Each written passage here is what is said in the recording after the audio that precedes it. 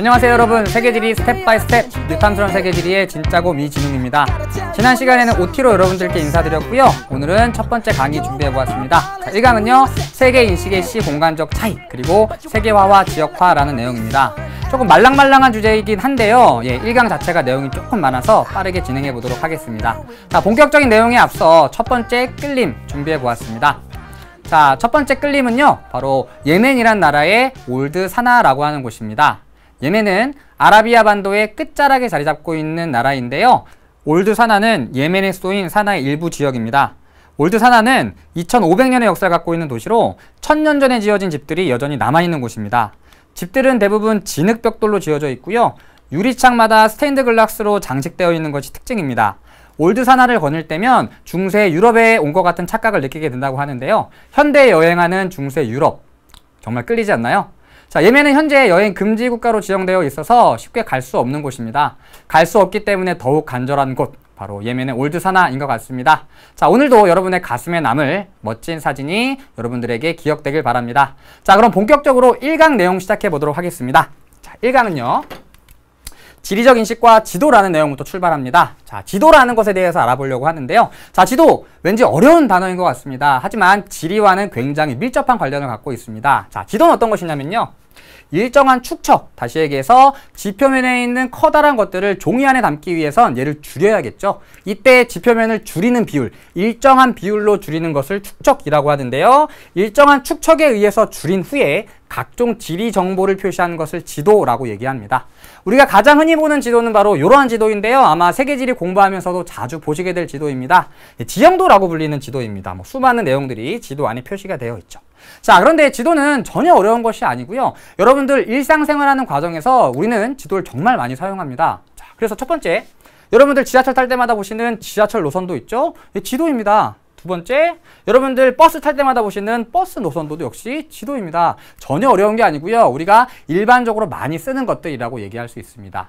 또는 명함 뒤편에 있는 약도, 청첩장에 그려져 있는 약도, 심지어 여러분들 친구에게 우리 집 찾아와 라고 알려주면서 그려준 약도도 모두 다 지도의 일종이라고 얘기할 수 있습니다. 전혀 어렵지 않습니다. 자, 그럼 우리는 왜 지금부터 지도를 공부하게 되냐? 바로 지도는 이러한 특징을 갖고 있기 때문입니다.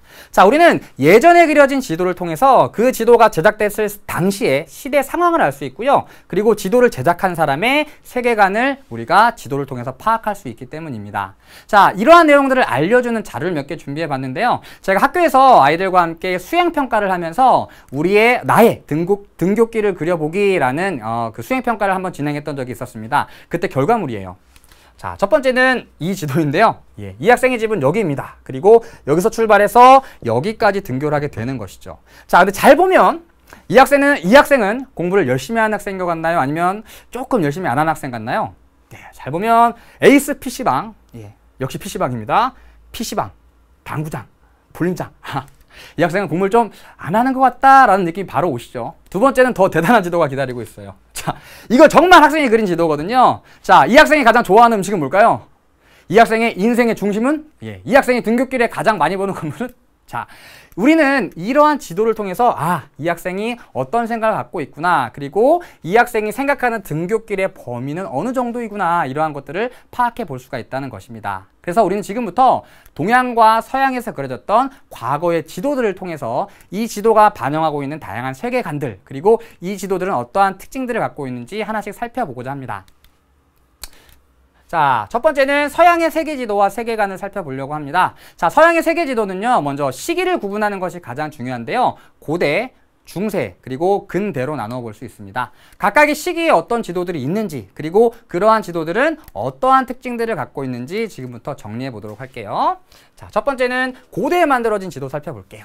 바로 베돌리나 안각화라는 지도입니다. 이런 지도이고요. 한눈에 보기에도 뭔가 좀 어설프죠. 마치 초등학생이 그린 것 같은, 나도 그릴 수 있을 것 같은. 하지만 이 지도는 굉장히 오래전에 제작된 지도입니다. 그리고 암각화래요. 바위에 새긴 지도입니다.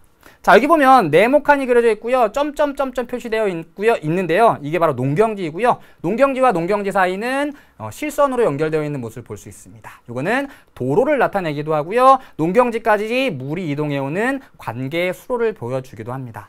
자, 지도 전체적으로 봤을 때 표현하고 있는 범위가 그다지 넓지 않죠. 자, 이 지도는요, 일단 거주 공간을 중심으로 그려진 지도입니다.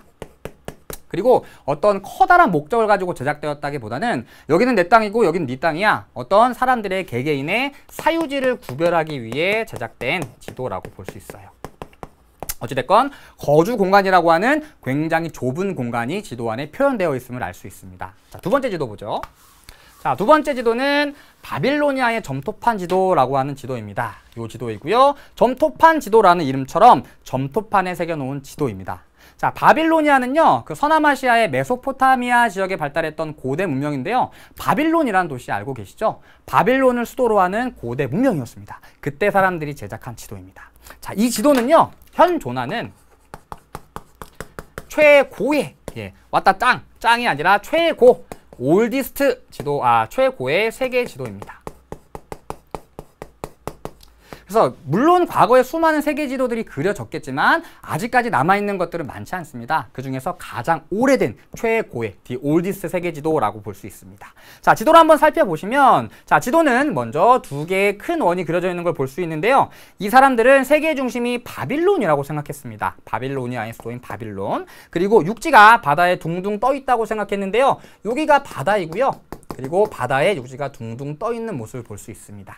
그리고 여기 보면 이등변 삼각형이 그려져 있는데요. 이것은 이 사람들이 아직 알지 못했던 미지의 세계를 표현한 것이라고 얘기할 수 있습니다. 자, 전반적으로 이 지도는요, 이 사람들이 살고 있던 바빌론, 그리고 바빌론을 중심으로 한 주변 지역을 지도에 표현했음을 알 수 있는데요. 아까 살펴봤던 베돌리나 암각화보다는 지도에 표현된 인식의 범위가 보다 확장되었음을 알 수 있습니다. 자, 세 번째 지도 볼게요. 세 번째 지도는 프톨레마이오스의 세계 지도라고 하는 지도입니다. 바로 이러한 모습을 갖고 있는 지도입니다. 고대에 그려진 지도인데요. 한눈에 보기에도 아까 살펴봤던 고대의 지도들과는 차원이 다릅니다. 뭔가 굉장히 정교하고 현재 우리가 알고 있는 세계 지도와 굉장히 비슷한 모습을 갖고 있음을 알 수 있습니다. 자, 일단 지도를 살펴보시면요. 세로로 그리고 가로로 많은 선들이 그려져 있음을 알 수 있는데요. 이러한 선들이 바로 경위도를 표시하는 경선과 위선입니다. 자, 그리고 이쪽에 그려져 있는 부분이 바로 유럽입니다. 유럽은 굉장히 자세히 그려져 있고요. 동쪽으로 가면 아시아가 나오는데 아시아는 굉장히 대충 그렸음을 알 수 있죠. 왜 이렇게 유럽은 굉장히 자세하게 그리고 아시아는 대충 그렸을까요? 이유는 간단합니다. 잘 몰랐기 때문이죠. 그럼 이 사람은 어디 사람이었을까요? 바로 유럽에 사는 사람이었어요. 그래서 자기가 잘 알고 있는 유럽은 굉장히 자세하게 그렸지만 자기가 별다른 지식을 갖고 있지 않은 아시아는 굉장히 대충 그렸던 것이죠. 그리고 우리가 알고 있는 대륙 중에 여기에 표현되어 있지 않은 대륙들이 있습니다. 바로 신대륙이라고 불리는 아메리카 대륙, 그리고 오세아니아가 여기 표현되어 있지 않죠. 왜 안 그렸을까요? 몰랐기 때문에 그렇습니다. 아직까지 발견되기 전이기 때문에 지도에 포함되지 않았던 것이죠. 자, 그래서 프톨레마이오스 세계 지도는요, 일단 경위선을 사용한 지도이고요. 그 다음에 세계의 4분의 1 정도만 표현되어 있습니다. 다른 지역들은 잘 알지 못했기 때문이죠. 자, 그리고 프톨레마이오스 세계 지도의 가장 큰 특징은요, 바로 투영법을 사용했다라고 하는 것인데요. 투영법은 지도를 그리는 방법이라고 할 수 있어요. 자, 지금도 지도 제작을 위해서 수많은 투영법을 사용하는데요. 이 프톨레마이오스는 현재 사용하고 있는 원뿔 도법이라는 것과 비슷한 도법, 투영법을 사용했습니다. 자, 한번 보시죠. 자, 지구가 있습니다. 자, 원뿔 도법은요, 이 지구에다가 원뿔을 씌우는 거예요. 요렇게. 그리고 지구의 중심에 전구가 있다고 가정을 하고요. 여기서 빛을 비추면 이 전구로부터 반사된 빛에 의해서 이 지구가 이곳에 투영되도록 그려지는 그림입니다. 그래서 빛에 의해서 반사된 지구의 모습이 여기에 그려지는 것이죠. 여기. 그래가지고 지구에 씌웠던 원뿔을 다시 꺼내서 펼치면 얘가 바로 지도가 되는 것입니다. 자, 근데 주의할 것은 요겁니다. 자, 여기 빔이 있는데요. 자, 여기 지도라고 가정해 보고요. 제 손이 지구라고 한번 가정해 볼게요. 자, 지도와 지구가 가까우면 가까울수록 제 손과 그림자의 크기가 거의 비슷하죠. 자, 그런데 앞으로 가면서 갈수록 제 손이 점점 빛과 가까워지고 지도와 멀어질수록 제 손이 점점 더 커지는 모습을 볼 수 있습니다. 작아졌다가 점점 더 커지게 되는 것이죠. 자, 무슨 얘기냐면 이런 얘기입니다. 자, 여기 빛이 있고요. 지구와 지도가 가까운 경우에는 실제 지구의 모습과 거의 유사하게 표현되지만 지도와 지구가 거리가 멀 경우에는 지구가 굉장히 왜곡된 모습을 보여주게 된다는 것이죠. 그래서 이 지도는 이 투영법은 중위도가 정확하게 그려지는 투영법이라고 할 수 있습니다. 프톨레마이오스가 이러한 투영법을 사용한 이유는 바로 중위도인 유럽에 거주하는 사람이었기 때문이죠. 그래서 이렇게 투영법을 사용했다는 것은 바로 지구가 둥근 구형의 모습을 갖추고 있었다는 것을 알고 있었다는 것이 됩니다. 그래서 투영법을 사용했다. 이 사람은 지구를 구형으로 인식하고 있었구나 라고 하는 점을 알 수 있는 것이죠. 자, 두 번째 중세로 가볼게요. 자, 중세는 종교의 시대로 불릴 정도로 종교의 영향이 굉장히 컸던 시기입니다. 그래서 중세에 제작된 지도들은 종교와 굉장히 밀접한 관련들을 맺고 있는데요. 자, 첫 번째 지도는 T5 지도입니다. 이러한 모습의 지도인데요. 자, T와 O로 이루어졌다. 그래서 T5 지도라고 부릅니다. 자, 세계를 표현한 거예요. 이 사람들은 세계를 어떤 모양으로 인식하고 있었냐면 구형이 아닌 원형으로 인식하고 있었다는 얘기죠. 지도의 중심에는 예루살렘이 그려져 있고요. 지도의 위쪽에는 에덴, 지상 낙원이라고 불리는 에덴이 표시되어 있습니다. 자, 지도의 중심에 예루살렘이 그려져 있다는 것을 통해 위에다 적을게요. 예루살렘. 이 지도는 중세의 크리스트교적 세계관이 반영되었음을 알 수 있고요. 자, 그런데 이 지도를 잘 살펴보시면 현재 우리가 알고 있는 세계와는 조금 다른 모습을 갖고 있음을 알 수 있습니다. 자, 지도 한번 보시죠. 자, 이게 현재 우리가 알고 있는 세계입니다. 여기에 아시아가 있고요. 아프리카, 유럽이 여기에 자리 잡고 있죠. 그런데 이 T5 지도를 보면은 지도의 위쪽이 아시아고요. 오른쪽이 아프리카, 그리고 이쪽이 유럽입니다. 어떻게 된 거지? 바로 지도의 방위가 틀린 것이죠. 다른 것이죠. 자, 이렇게 그리면 유럽, 아프리카, 아시아, 바로 우리가 알고 있는 현재 세계의 모습과 동일한 모습을 갖추게 됩니다. 자, 다시 얘기해서 이 지도는 지도의 위쪽이 북쪽이 아니라 동쪽이라는 얘기죠. 그래서 지도의 위쪽은 동쪽이다. 자, 이러한 T5 지도가 시험 문제 또는 교과서에 나오기도 하는데요. 이 T5 지도와 비슷한 형태를 갖고 있는 다른 지도가 교과서에 나오기도 하는데요. 바로 이 지도예요. 네. 자, 이 지도는 해리포터 마파문디라는 지도인데요. 이름도 굉장히 특이하죠. 자, 어떤 지도인지 정확히 모르겠으나 왼쪽과 오른쪽의 지도는 거의 비슷한 형태를 갖추고 있죠. T자와 O로 구성되어 있습니다. 역시 지구를 원형으로, 그리고 가운데 예루살렘이 그려져 있구나. 크리스트교의 영향을 받은 지도이구나. 이렇게 알 수 있다는 얘기죠. 자, 다음 지도로 가볼게요. 자, 다음 두 번째 지도는 알-이드리시의 세계지도라고 하는 지도입니다. 이렇게 생긴 지도이고요. 알-이드리시라는 사람이 그린 거예요. 알-이드리시. 알자가 들어가면 이슬람의 영향을 받은 경우가 많죠. 알자지라, 알카에다. 이 알은요, 이슬람, 아랍어로 더라는 뜻입니다. 알라, 더, 갓이라는 뜻이에요. 그래서 이슬람의 영향을 받았구나. 그래서 지도의 중심에는 사우디아라비아가 그려져 있습니다. 사우디아라비아의 메카라는 지역은 이슬람교의 대표적인 성지인데요. 바로 이슬람교의 성지인 메카를 중심으로 이 지도를 그렸던 것이죠. 자, 그런데 역시 우리가 오늘날 알고 있는 세계의 모습과 한번 비교해 볼게요. 자, 우리가 알고 있는 세계의 모습은 이렇습니다. 자, 얘가 사우디아라비아이고요. 얘도 사우디아라비아입니다. 아라비아 반도죠. 자, 우리가 알고 있는 아라비아 반도는 북쪽이 육지에 붙어 있는데 이 지도는 아라비아 반도가 남쪽이 육지에 붙어 있어요. 어떻게 된 일이지? 얘도 지도의 방향이 우리가 알고 있는 현재 모습과 다른 것이죠. 얘는 뺑그르르 돌려서 지도의 위쪽이 바로 남쪽을 나타내는 것입니다. 자, 그래서 정리해 보면요. 알-이드리시의 세계지도. 자, 메카가 중심이에요. 따라서 이슬람의 영향을 받았음을 알 수 있고요. 그리고 지도의 위쪽이 이번에는 동쪽이 아니라 남쪽이구나 라고 하는 것을 알 수 있습니다. 자, 이와 같이 중세에 그려진 지도들은 종교의 영향을 받은 경우가 많습니다. 자, 그럼 근대로 넘어가 볼게요. 근대. 자, 근대로 넘어오게 되면요. 대항해 시대가 펼쳐지게 됩니다. 사람들이 새로운 대륙에 대한 호기심 때문에 배를 타고 저 멀리 새로운 대륙을 찾아 나서게 된 것이죠. 자, 따라서 배를 타고 이동하기 위해서 다양한 해도가 제작되었고요. 대표적인 게 포르톨라노의 해도라는 지도가 있습니다. 자, 다음. 자, 두 번째, 신대륙이 발견되면서 사람들의 지리적 인식의 범위가 확장되었던 것이죠. 과거에는 신대륙을 지도에 넣지 않았습니다. 왜냐하면 몰랐으니까. 그런데 이제는 신대륙이 발견되면서 아메리카 대륙이 지도에 등장하기 시작하게 되는 것이죠. 그리고 중요한 것은 근대 메르카토르 도법이라고 하는 지도 제작 방법이 제작되는데요. 이건 뭐냐면 이러한 거예요. 자, 우리 아까 프톨레마이오스는 원추 도법과 비슷한 도법을 사용했다 그랬죠. 메르카토르 도법은 원통 도법이라는 것을 사용합니다. 똑같아요. 지구가 있는데요. 이번에는 원뿔이 아니라 원통을 씌우는 겁니다. 그리고 지구의 중심에서 빛을 발사해서 여기에 투영된 모습을 쫙 펼쳐서 지도로 만드는 것이죠. 자, 그럼 아까 선생님이 지도와 지구가 가까울수록 정확하다 그랬죠? 따라서 원통 도법은 적도 지역이 정확하고요. 고위도로 갈수록 부정확해지는 도법이라고 얘기할 수 있습니다. 자, 이러한 메르카토르 도법을 이용한 지도들이 많이 제작되는데요. 대표적인 게 이와 같은 콜론의 세계 지도가 있습니다. 자, 잘 보시면 여기가 적도이고요. 적도 쪽은 경도와 위도로 이루어진 네모가 작지만 고위도로 갈수록 네모칸이 커지는 모습을 볼 수 있습니다. 왜냐하면 원통 도법을 사용했기 때문에 적도는 정확하지만 고위도로 갈수록 부정확해지는 특징을 갖고 있기 때문이죠. 자, 그럼 고위도가 이렇게 부정확한데도 불구하고 왜 대체 메르카토르 도법을 사용했냐? 바로 이 메르카토르 도법을 사용하면 정각, 각이 같은 지도를 만들 수 있기 때문입니다. 자, 각이 같다는 얘기는 우리가 바다 같은 데서 지도를 딱 펼쳤을 때 하나의 각을 이용해서 각을 설정해 두면 계속해서 똑같은 각도로 이동할 수 있는 것을 의미합니다. 이때는 배를 타고 바다에서 이동하는 경우가 많았기 때문에 정각, 항해에 도움이 되는 정각 도법이 많이 필요했던 것이죠.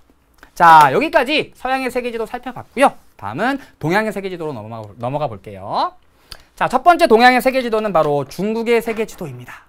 자, 중국의 세계지도 가장 큰 특징은요, 바로 중화 사상이 반영되어 있다는 것입니다. 중화 사상은 뭐냐면요, 이건 중국이에요. 화자는 찬란하다 또는 빛나다라는 뜻입니다. 중국이 반짝반짝 빛나요. 찬란한 빛을 내고 있어요. 이런 사상이에요. 쉽게 얘기하면 중국 짱이라는 사상이에요.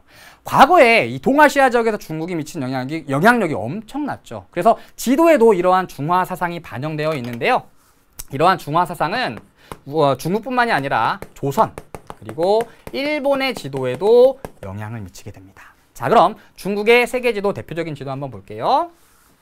자, 이 지도는 화이도라고 하는 지도입니다. 화이도. 이름도 굉장히 거만한데요. 중국, 그리고 나머지는 다 오랑캐예요. 중국과 주변에 있는 오랑캐를 표현한 지도입니다. 그래서 지도의 중심에는 당연히 중국이 위치하고요. 지도의 인식 범위는 그다지 넓지 않음을 알 수 있습니다. 제작 시기가 굉장히 옛날임을 알 수 있죠. 어찌됐건 지도의 중심에 중국이 완전 크게 그려진 것으로 보아 중화 사상이 반영되어 있구나 라는 점을 알 수 있다는 얘기죠. 자, 그럼 두 번째로 우리나라의 세계지도로 넘어가 볼게요. 자, 첫 번째 살펴볼 우리나라의 세계지도는 바로 혼일강리 역대 국도 지도라는 지도입니다. 이름도 엄청나게 긴데요. 이렇게 생긴 지도예요. 자, 이 지도는요, 먼저 조선 전기에 제작된 지도입니다. 그리고 조선 전기에 국가의 통치에 도움을 받기 위해서 국가 주도로 제작되었습니다. 자, 중국에서 가져온 지도에다가 조선의 지도, 그리고 일본의 지도를 합쳐서 제작한 편찬도라고 부를 수 있습니다. 자, 세계를 표현한 세계 지도예요. 우리 현재까지 남아있는 최고의 세계 지도는 아까 바빌로니아 점토판 지도라고 얘기했죠. 이 혼일강리 역대 국도 지도는 현존 최고의 현재 남아있는 가장 오래된 동양의 세계 지도입니다. 이렇게 살펴볼 수 있고요. 지도의 특징 한번 살펴보죠. 자, 혼일강리 역대 국도 지도도 역시 중화 사상의 영향을 받았습니다. 그래서 지도의 중심에는 중국이 엄청나게 크게 그려져 있죠. 여기가 유럽이에요. 중국이 유럽보다 더 큰 곳을 볼 수 있죠. 그리고 오른쪽에는 우리나라, 조선이 그려져 있는데요. 그리고 조선 아래쪽엔 일본이 그려져 있습니다. 여기가 아라비아 반도, 아프리카, 그리고 여기가 유럽입니다. 자, 그런데 이 지도에 표시되지 않은 대륙이 두 군데 있습니다. 어딘가요? 바로 오세아니아 대륙과 아메리카 대륙입니다. 바로 신대륙이라고 불리는 녀석들이죠. 신대륙은 표현되지 않았어요. 왜 표현되지 않았을까요? 몰랐으니까 그런 거죠. 이 당시에 이 지도를 제작했던 이 당시에는 아직까지 신대륙에 대한 지식이 없었구나 라는 것을 알 수 있다는 얘기죠. 자, 다음 지도로 넘어가 볼게요. 두 번째 지도는 천화도라고 하는 지도예요. 이렇게 생긴 지도입니다. 굉장히 특이하게 생겼죠. 자, 일단 이 지도의 기본적인 특징부터 살펴보면요. 이 지도는 조선 중기에 제작된 지도입니다. 자, 아까 혼일강리 역대 국도 지도는 조선 전기에 그려진 지도라 그랬어요. 얘는 중기니까 혼일강리 역대 국도 지도보다 더 뒤에 제작됐음에도 불구하고 굉장히 좀 부정확하죠. 뭘 그린 거야? 대체 이게 세계야? 믿을 수 없을 정도로 뭔가 좀 희미하고 좀 뭔가 상상의 나래를 펼친 것만 같습니다. 왜 그러냐면요. 얘는 민간 주도로 그렸기 때문입니다. 혼일강리 역대 국도지도는 국가 주도로 그려졌기 때문에 상대적으로 나라는 백성들에 비해서 알고 있는 지식들이 더 많겠죠. 그래서 보다 자세한 지도를 그릴 수 있었지만 얘는 민간 주도로 그려졌기 때문에 조선 중기에 그려졌더라도 보다 덜 자세한 지도를 그리게 됐던 것이죠. 자, 그리고 얘가 바로 세계예요. 세계를 구형이 아니라 원형으로 인식하고 있음을 알 수 있죠. 세계를 원형으로 인식했고요. 자, 지도 한번 자세하게 살펴볼게요. 자, 이 당시에 세계가 크게 내대륙과 외대륙으로 구성되어 있다고 믿었습니다. 그리고 지도의 정가운데는 노란색으로 중국이 그려져 있고요. 오른쪽에 조선 그려져 있네요.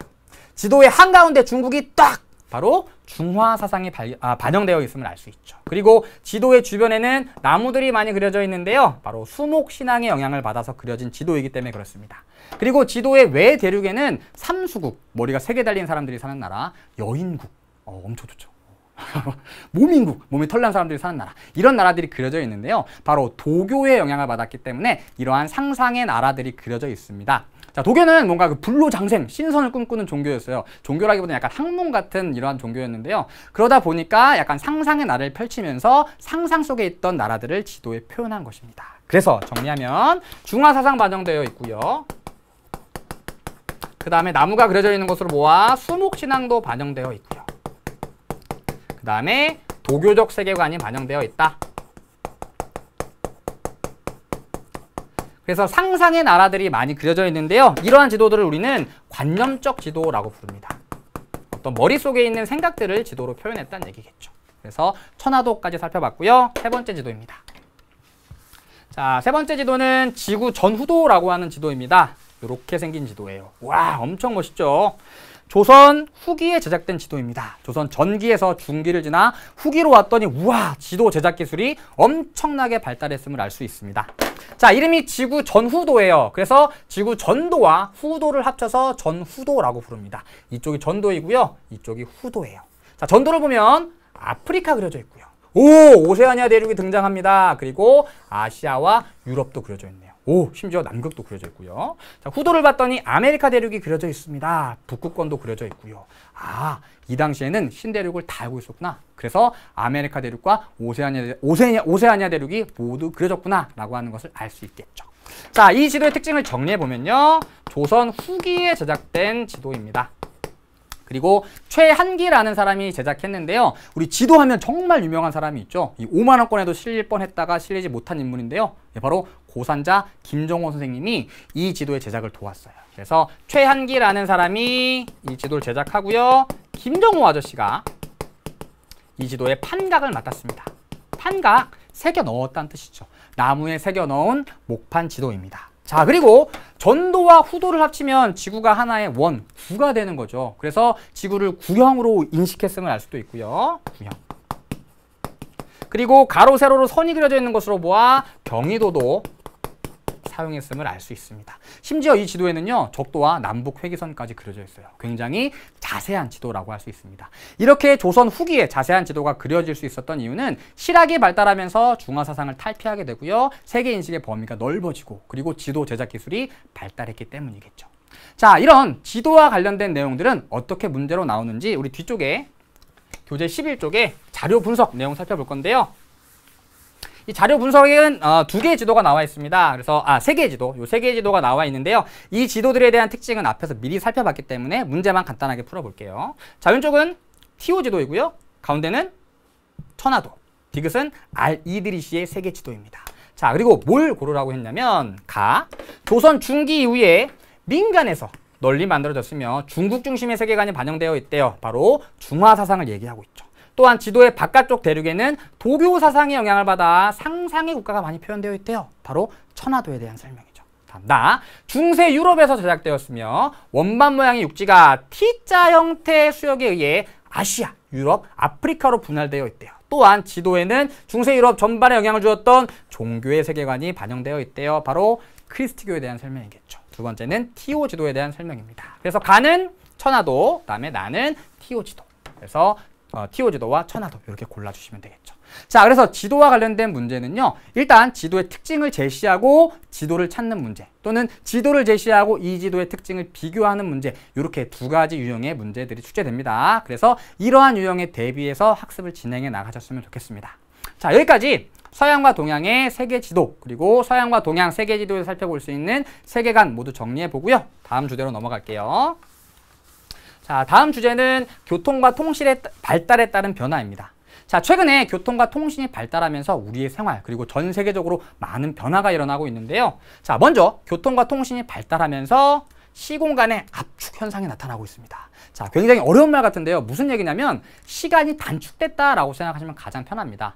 옛날에는 다른 나라까지 가는데 시간이 엄청나게 많이 걸렸지만 이제는 보다 빠른 시간 안에 갈 수 있어요. 옛날에 런던 올림픽에 참여하기 위해서 우리나라 대표단이 영국까지 이동하는데 배 타고요, 차 타고, 기차 타고 20일이 걸려서 영국까지 이동을 했대요. 뭐 경기를 제대로 할 수 없었겠죠.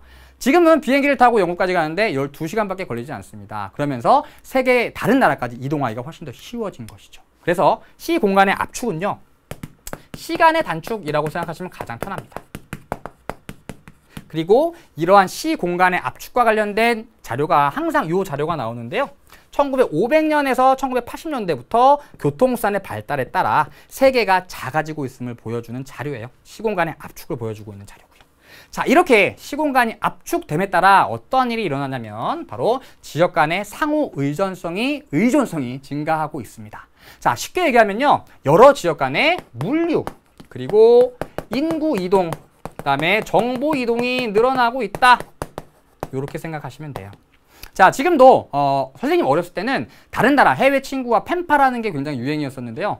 편지를 한번 보내고 다시 반대까지 막 한 달 가까이가 걸립니다. 근데 지금도 제 친구 중에 미국에 사는 친구가 있는데요. 미국 사는 친구한테 NSN을 보냅니다. 바로 1분 만에 또는 몇 초 만에 답장이 와요. 그만큼 빠른 속도로 연락을 주고받을 수 있고요. 또는 해외에서 많은 물건들을 우리나라로 사오기도 합니다. 해외 직구라는 것이 유행하고 있죠. 사진 하나 좁혀드는데요. 자랑은 아니고요. 저희 집 청소기예요. 무려 독일에서 온 녀석입니다. 독일에서 이 청소기를 주문했는데요. 정말 거짓말 안 하고 이틀 만에 이 청소기가 우리 집까지 도달했습니다. 이 인형은 호주에서 온 인형이에요. 와, 정말 호주에서 주문을 했는데요. 정말 이틀 만에 우리나라에 오더라고요. 옛날 같았으면 청소기 주문하면 막 한 달 걸려서 막 배 타고 비행기 타고 왔을 텐데요. 지금은 시공간이 압축되면서 이러한 물자들의 교류도 늘어나고 있다는 얘기죠. 자, 이렇게 교통과 통신이 발달하면서 시공간이 압축하게 되고요. 이러면서 지금 전 세계적으로 일어나고 있는 가장 대표적인 현상은 바로 세계화와 지역화라고 하는 현상입니다. 자, 먼저 세계화부터 살펴볼게요. 자, 세계화는 어떤 의미를 갖고 있냐면요, 인간의 활동 범위가 전 세계로 확대되는 과정을 얘기합니다. 하나의 사람들이 활동하는 범위, 뭐 일을 하거나 여행 가거나 유학을 가는 범위가 넓어지는 현상, 또는 한 지역의 문화가 여러 지역으로 퍼져나가는 현상, 또는 세계 여러 지역의 문화가 비슷해지는 현상, 굉장히 다양한 의미를 갖고 있는 단어가 바로 세계화입니다. 아, 그냥 전 세계가 지금 한껏 왔다 갔다 하면서 굉장히 가까워지고 있구나, 이 정도로만 정리하시면 되는데요. 간단한 애니메이션 한번 준비해봤습니다. 세계화는 이렇게 생각하시면 돼요. 자, 사람이 3명 있습니다. 이탈리아 사람이에요. 옛날에는 이런 옷을 입고요, 피자를 먹었겠죠. 그리고 일본 사람들은 유타카라고 하는 옷을 입고 스시를 먹었을 겁니다. 우리나라 사람들은 한복을 입고 김치를 막 먹었겠죠. 자, 그런데 지금은 이런 옷 여러분들 입지 않죠? 예.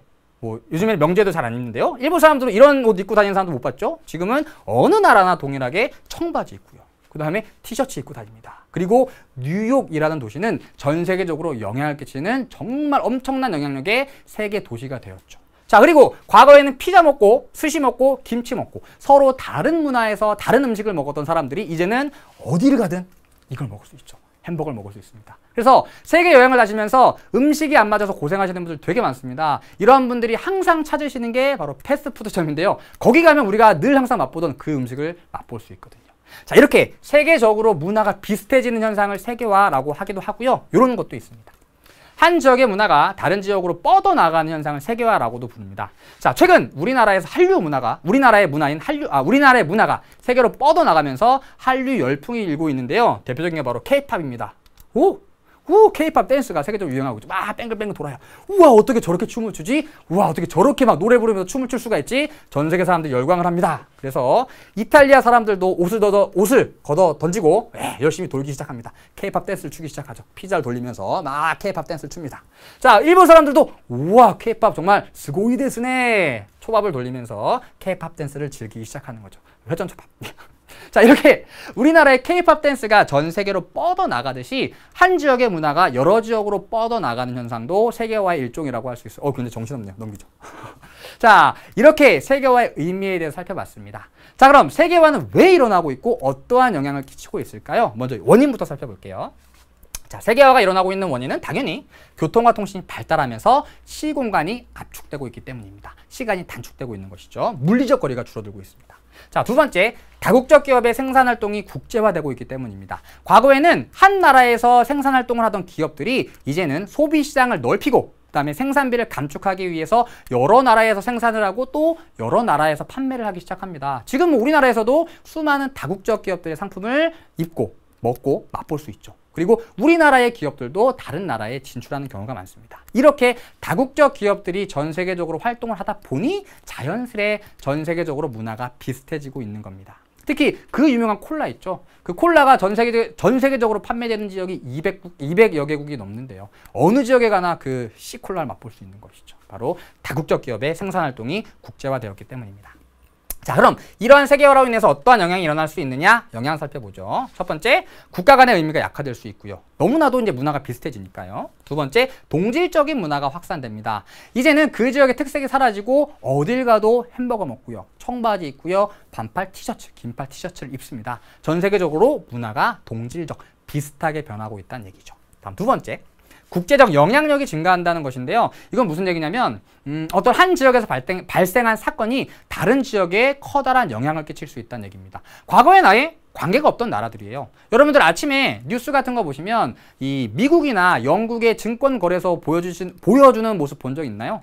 왜 대체 이걸 보여주냐? 왜냐면 이 나라에서 상황이 변하면 예를 들어 뉴욕의 월스트리트에서 증시가 떨어지면 증시가 떨어진 영향이 우리나라까지 미치게 됩니다. 그래서 우리나라 경제에서도 이 뉴욕의 증시가 어떻게 변하는지 굉장히 민감하게 살펴봐야 돼요. 이걸 보여준다는 얘기죠.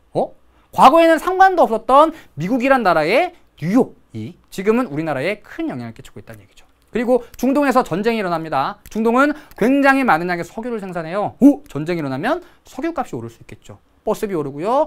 수많은 석유를 사용하는 것들의 가격이 오를 수 있습니다. 이런 것들 얘기하는 겁니다. 국제적 영향력 증가.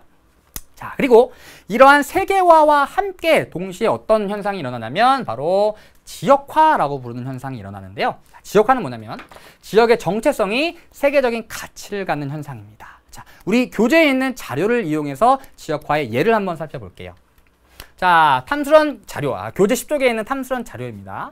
자, 지금 어느 나라에 가나 이 회사의 M, 황금 마치죠. 이 회사의 햄버거를 맛볼 수 있습니다. 그런데 어느 나라에서나 똑같은 햄버거를 파는 건 아니에요. 왜냐하면 각 나라가 갖고 있는 문화가 다르기 때문이죠. 여러분들 이슬람 문화권에 있는 국가들 돼지고기 안 먹는 거 아시죠? 힌두교를 믿는 인도, 네팔 소고기 안 먹습니다. 여기에서 소고기로 만든 햄버거를 팔면 망하는 것을 넘어서서 완전 대모 일어나고 시위 일어나겠죠. 야, 꺼져라! 이런 일이 일어나겠죠. 따라서 각 나라의 문화에 맞는 새로운 형태 또는 새로운 맛에 새로운 재료를 갖춘 햄버거를 개발하고 있다는 얘기죠. 아랍의 닭고기와 아랍식 빵을 곁들인 햄버거고요. 그 다음에 케밥 모양의 터키 햄버거. 그 다음에 독일에서는 소세지와 햄버거, 그 다음에 콜라가 아니라 맥주가 세트 메뉴로 나온다고도 하고요. 노르웨이 같은 경우에는 연어 생산이 엄청나게 많은 나라인데요. 연어를 안에 패티로 집어넣은 연어 버거도 있다 그래요. 그만큼 각 지역의 문화가 완전히 사라지는 것이 아니라 이렇게 세계화에 큰 영향을 끼치고 있다는 얘기죠. 자, 그럼 지역화가 나타나고 있는 원인은 무엇이냐? 첫 번째는 지역의 경쟁력을 향상시켜서 정체성을 유지하기 위해서입니다. 자, 계속해서 이러한 세계화가 이루어지면 이제 우리나라도 김치 안 먹고요. 나 파스타 먹을래요? 피자 먹을래요? 우리나라의 문화가 사라질 수도 있겠죠. 한복 더 이상 입지 않습니다. 이러한 일을 막기 위해서 지역의 경쟁력을 향상시키고요. 정체성을 계속해서 유지해 가기 위해서 지역화가 중요해지고 있다는 얘기죠. 자, 그럼 어떤 것이 지역화의 예이냐? 첫 번째는 지역 경제 협력체인데요. 세계화의 과정에서 전 세계적으로 물자의 교류가 늘어나고 있지만 어떤 특정 지역에 있는 나라들끼리 함께 뭉치는 지역 경제 협력체도 늘어나고 있습니다. 대표적인 게 뭐 EU라던가 뭐 나토, 나토가 아니죠. 나프타, 뭐 에이펙 뭐 등등등이 있겠죠. 그래서 이러한 지역 경제 협력체는 지역화의 대표적인 예라고 볼 수 있습니다. 자, 두 번째는 지역의 브랜드화인데요. 여러분들 차 중에 티 중에 다즐링이라는 차 아시나요? 이 다즐링은요, 차 이름이 아니라 원래는 이 차를 생산하는 인도의 어떤 지역의 이름입니다. 그런데 이 차는 이 지역의 다즐링이라는 이름은 이미 차로 전 세계에 알려졌죠. 다즐링 차. 이렇게 그 지역이 브랜드로 변하는 이러한 현상을 지역화라고 부를 수도 있습니다. 지리적 표시제가 바로 대표적인 지역의 브랜드화라고 볼 수 있고요. 마지막으로 장소 마케팅인데요. 어떤 나라의 한 지역이 세계적으로 중요해지는 현상. 또 영국에 가면요, 비틀즈라는 굉장히 유명한 그룹이 영국 출신인데요. 영국 비틀즈라는 그 비틀즈 그룹이 이렇게 횡단보도 걸어가는 사진 여러분들 알고 계시죠? 이 비틀즈가 건넜던 횡단보도를 어떤 관광 장소로서 사용을 하고 있대요. 그래서 전 세계가 비슷해지고 있는 이러한 세계화의 과정에서 그 지역만의 특성을 갖는 그 지역 자체가 그 장소가 마케팅 수단으로 이용되는 이러한 사례도 지역화의 사례라고 할 수 있습니다. 자, 시험 문제는요, 세계화와 지역화를 구분하는 문제들이 많이 출제되는데요. 사실 세계화와 지역화는요, 구분하기가 쉽지 않습니다. 그리고 동시에 일어나는 현상이에요. 예를 들어 우리 입장에서는 K-팝 그리고 우리나라의 한류 문화가 전 세계로 퍼지는 것은 세계화라고 부를 수 있겠죠. 다른 나라 입장에서는 이 춤, 이 노래가 한국 거야. 그 지역의 특징을 나타내는 어떤 지역화의 사례일 수도 있는 겁니다. 그래서 두 개가 동시에 일어나고 밀접한 관련을 갖고 있는데요. 구분하는 가장 좋은 방법은요, 이런 거예요. 세계화는 전 세계가 좀 비슷해지고 있어요. 그 와중에 어떤 지역은 이러한 특징을 갖고 있어요. 이거는 지역화. 이렇게 구분해 주시면 가장 좋을 것 같습니다. 자, 그러면 우리 세계화, 지역화까지 정리해 보고요. 여태까지 배웠던 내용과 관련 있는 문제들 몇 개 풀어보도록 하겠습니다. 자, 먼저 교재 15페이지에 있는 심화 문제입니다. 1번 문제이고요. 자, 다음은 예원이가 작성한 수행 평가지래요. 기억부터 리을 중 옳게 표시한 항목을 고르래요.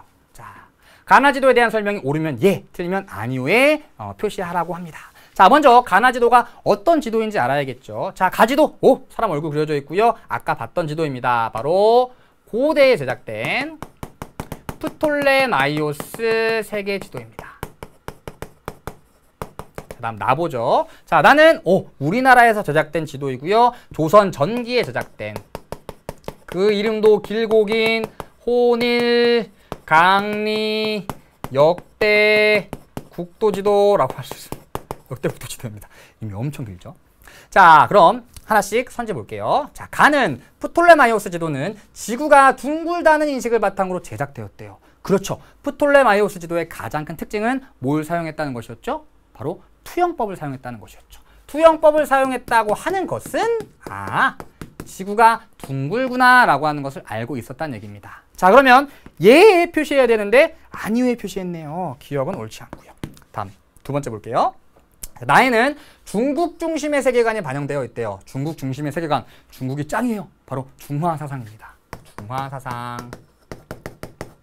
자, 혼일강리 역대국도 지도를 보면 정가운데 중국이 완전 크게 그려져 있죠.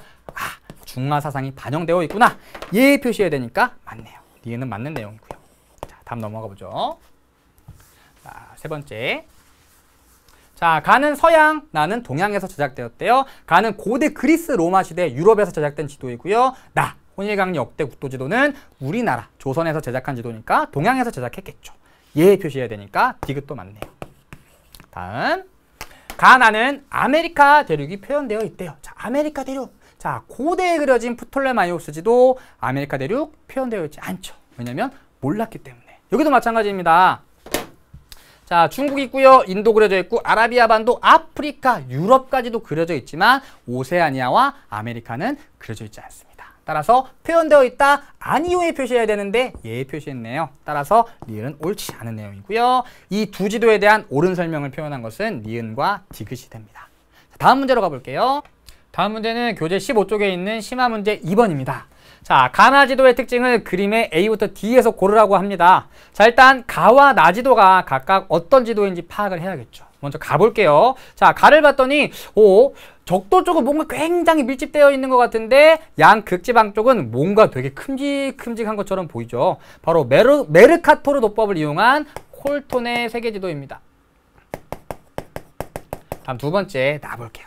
자, 나는 지도가 두 개로 이루어져 있어요. 한쪽에는 아프리카와 아시아, 유럽, 그리고 오세아니아가 담겨 있고요. 한쪽에는 아메리카 대륙이 담겨 있습니다. 아, 지구의 전도와 후도로 따로 그린 지구 전후도이구나 라는 것을 알 수 있겠죠. 자, 일단 콜튼의 세계지도는요, 말씀드렸듯이 메르카토르 도법을 이용한 세계지도입니다. 따라서 근대에 제작된 세계지도라고 하는 것을 알 수 있고요. 다음 지구 전후도는요, 조선 후기에 제작된 지도입니다. 그리고 전도와 후도를 합치면 지구가 구형의 형태를 이루게 되죠. 따라서 지구를 구형으로 인식하였구나 라고 하는 것을 알 수 있습니다. 자, 그럼 아래쪽에 그림 한번 볼게요. 자, 첫 번째. 아메리카 대륙이 표현되어 있습니까? 자, 먼저 가부터 볼게요. 가. 아메리카 대륙이 표현되어 있습니까? 예, 여기 표현되어 있네요. 자, 예로 갑니다. 자, 경의도의 개념이 반영되어 있습니까? 예. 잘 보시면 여기에 가로와 세로로 경선과 위선이 그려져 있는 모습을 볼 수 있습니다. 아, 경의도의 개념이 반영되어 있습니다. 역시 예로 갑니다. 자, 메르카토르 도법을 이용하여 제작되었습니까? 맞죠? 메르카토르 도법을 이용한 가장 대표적인 지도라고 할 수 있습니다. 따라서 가는 D가 되고요. 자, 다음 나 한번 가볼게요. 나. 아메리카 대륙이 표현되어 있습니까? 오, 여기 있죠. 아, 아메리카 대륙 표현되어 있네요. 역시 예로 갑니다. 자, 경의도의 개념이 반영되어 있습니까? 얘도 가로와 세로로 경선과 위선이 그려져 있죠. 경도와 위도를 10도씩 나누어서 지도에 표현하였습니다. 따라서 역시 예로 갑니다. 다음, 메르카토르 도법을 이용하여 제작되었습니까? 아니죠. 지구 전후도는 메르카토르 도법을 이용하지 않았습니다. 따라서 아니오로 가야겠네요. 정답은 C가 되겠네요. 따라서 가는 D, 그리고 나는 C로 연결시켜 주시면 됩니다. 자, 이렇게 지도와 관련된 문제는요, 서양과 동양의 지도를 비교하는 문제, 또는 서양의 시기별 또는 동양의 시기별의 특징을 비교하는 문제들이 많이 출제됩니다. 일단 이러한 문제가 나오면 각각 지도가 어떤 지도인지 파악하시고요. 두 지도의 공통점과 차이점을 한쪽에 잘 정리해 두시면 문제 쉽게 풀이할 수 있을 것 같고요. 지도와 관련된 문제들은요, 어려운 내용 절대 나오지 않습니다. 우리가 배운 한도 안에서 나오거든요. 따라서 개념 정리만 잘 해두시면 문제 충분히 풀이하실 수 있습니다. 자, 그럼 자신감을 갖고 다음 문제로 가보죠. 3번 문제입니다. 여러분 교재 16쪽이고요. 심화 문제 3번입니다. 자, 다음은 세계지리 수업의 한 장면이래요. 교사의 질문에 대한 대답으로 옳은 것을 고르랍니다. 자, 선생님이 말씀하시네요. 가나 지도의 공통적인 특징에 대해 발표해 볼까요? 자, 역시 가와 나 지도가 각각 어떤 지도인지 알아야겠죠. 자, 가지도 와, 오와 T, T와 O. 지도의 가운데는 예루살렘, 지도의 위쪽에는 에덴이 그려져 있구나. 얘는 바로 여기다 적을게요. 가는 TO 지도가 되고요. 다음 나 볼게요. 자, 나는 지도의 중심에 아라비아 반도가 그려져 있네요. 아, 아라비아 반도의 메카를 중심으로 그린 지도이구나. 바로 나는 알-이드리시의 세계지도라고 볼 수 있습니다. 자, 그럼 우리는 두 지도의 공통점과 차이점을 이미 알 수 있죠. 자, 먼저 가나 지도의 공통점 뭐 있을까요? 자, 둘 다 지구를 원형으로 인식하고 있네요. 원형으로 인식했다. 그리고 두 번째, 두 지도 모두 종교의 성지인 예루살렘 그리고 메카를 중심으로 그렸습니다. 바로 종교의 영향을 받았음을 알 수 있고요. 두 지도의 공통적인 특징입니다. 하나 더 그려보면 중세에 제작된 지도라는 것도 공통점일 수 있겠네요. 자, 차이점 한번 볼까요? 자, 두 지도의 차이점. 자, 일단 TO 지도의 위쪽은 동쪽이고요. 알-이드리시 세계 지도의 위쪽은 남쪽이죠. 따라서 지도의 위쪽이 나타내는 방위가 다릅니다. 얘는 동쪽, 얘는 남쪽이 되겠죠. 자, 그리고 둘 다 종교의 영향을 받았다는 공통점은 있지만 TO 지도는 크리스트교의 영향, 반면에 알-이드리시 세계 지도는 이슬람교의 영향을 받았다는 차이점이 있겠죠. 따라서 두 지도는 이러한 공통점과 차이점을 가지고 있습니다. 자, 그럼 선지 하나씩 확인해 보도록 하겠습니다. 자, 1번 갑 볼게요. 갑. 저는 항상 이 문제 풀 때마다 이 선지에 갑이 나오면 왠지 옳은 말을 할 것 같아요. 갑이잖아요. 죄송합니다. 자, 갑. 자, 동양의 세계관을 반영하고 있대요. 자, 우리 고지도에서 배웠던 가장 대표적인 동양의 세계관 뭐 있었나요? 바로 중국이 짱이에요. 중국은 세상의 중심입니다. 바로 중화사상입니다. 자, 두 지도 모두 동양이 아니라 서양에서 제작된 지도이기 때문에 동양의 세계관은 반영되어 있지 않겠죠. 옳지 않은 내용이고요. 2번 을. 항해에 이용하기 위해 제작되었대요. 자, 항해에 이용하기 위해 제작된 지도들은 대부분 근대에 제작된 지도들이 많습니다. 하지만 두 지도는 모두 중세에 제작된 지도들입니다. 따라서 항해에 이용하기 위해 제작된 지도들은 아닙니다. 옳지 않은 내용이고요. 다음 3번 병. 지도의 위쪽이 동쪽을 가리키고 있대요. 자, 티오 지도 같은 경우에는 지도의 위쪽이 동쪽이지만 이드리시 세계 지도 같은 경우에는 지도의 위쪽이 동쪽이 아니라 남쪽이죠. 따라서 옳지 않은 내용이고요. 4번 볼게요. 경위선을 이용하여 위치를 표현하였대요. 자, 그림 한번 다시 보죠. 자, 두 지도 모두 가로와 세로 경위선이 전혀 그려져 있지 않죠. 따라서 경위선을 이용하지 않았다라는 것을 알 수 있습니다. 자, 경위선을 이용한 지도로는요, 메르카토르 도법에 의해서 제작된 지도들이 있고요. 그 다음에 프톨레마이오스의 세계지도 있고요. 그 다음에 우리나라에서는 지구 전후도, 이런 지도들이 경위선의 개념을 사용하여 제작된 지도들입니다. 자, 마지막 무 볼게요. 지도의 중앙에 종교 성지가 표현되어 있대요. 그렇죠. 티오 지도는 지도의 중앙에 크리스트교의 성지인 예루살렘이, 그리고 이드리시의 세계지도는 지도의 중앙에 이슬람교의 성지인 메카가 표현되어 있습니다. 따라서 정답은 5번이 되겠네요. 자, 다음 문제로 가보겠습니다. 여러분 교재 17쪽에 있는 문제고요. 심화 문제 5번입니다. 자, 이번에는 세계화와 지역화와 관련된 문제를 한번 준비해봤습니다. 자, 다음 글의 가나 현상에 대한 설명으로 옳지 않은 것을 고르래요. 자, 일단 가와 나가 각각 어떤 현상인지 알아야겠죠. 가 읽어볼게요. 가는 인간의 공간적 활동 범위가 국경의 제한을 넘어 전 세계가 같은 정치적, 경제적, 사회적, 문화적 생활권을 형성해 나가는 범세계적 흐름과 추세를 의미한대요. 자, 이렇게 한 나라의 또는 한 사람의 생활권이 전 세계, 한 나라를 넘어 전 세계로 뻗어나가는 현상을 우리는 세계화라고 부르죠. 따라서 가현상은 세계화가 되고요. 다음 두 번째, 나는 하나의 지역이 경제적, 문화적, 정치적 측면에서 세계적인 가치를 갖게 되는 과정을 얘기한대요.